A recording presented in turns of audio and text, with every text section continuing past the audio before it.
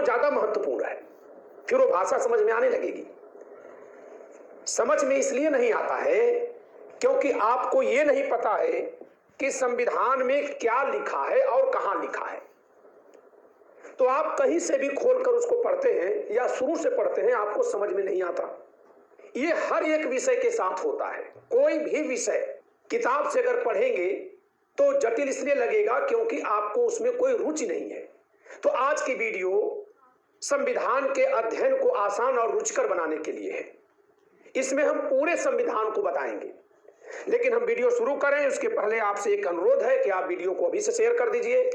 Episode 5 है ये। और दूसरी बात कि मैं पहले एक सवाल पूछ रहा हूं, आखिर में उसका उत्तर दूंगा।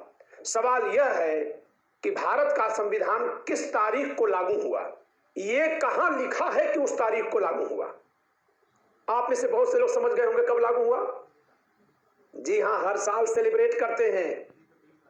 तो भारत का संविधान 26 जनवरी 1950 को लागू हुआ। इसके कुछ प्रावधान जिस दिन ये बना यानी 26 नवंबर 1949 को ही लागू हो गए। कुछ प्रावधान, शेष पूरा संविधान कब लागू हुआ?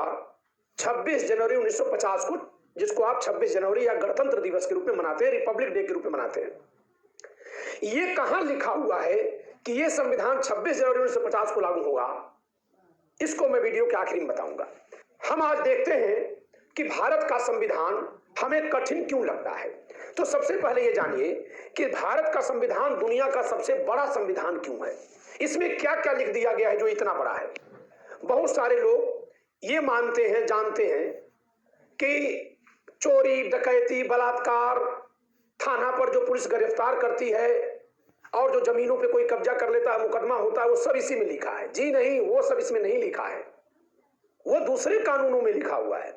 संविधान में देश की सत्ता कैसे चलेगी, कैसे लोग चुने जाएंगे, उनकी सीमाएं और अधिकार होंगे, कैसे उनको कंट्रोल किया जाएगा कि उस पद का दुरुपयोग न कर ले। भाई, तीनों सेनाओं के कमांडर हैं राष्ट्रपति। तो अगर अपने ही देश के लोगों को बंधक बनवा ले तो, तनाशा बन जाए तो नहीं बन सकते। इसके उपाय किए गए हैं,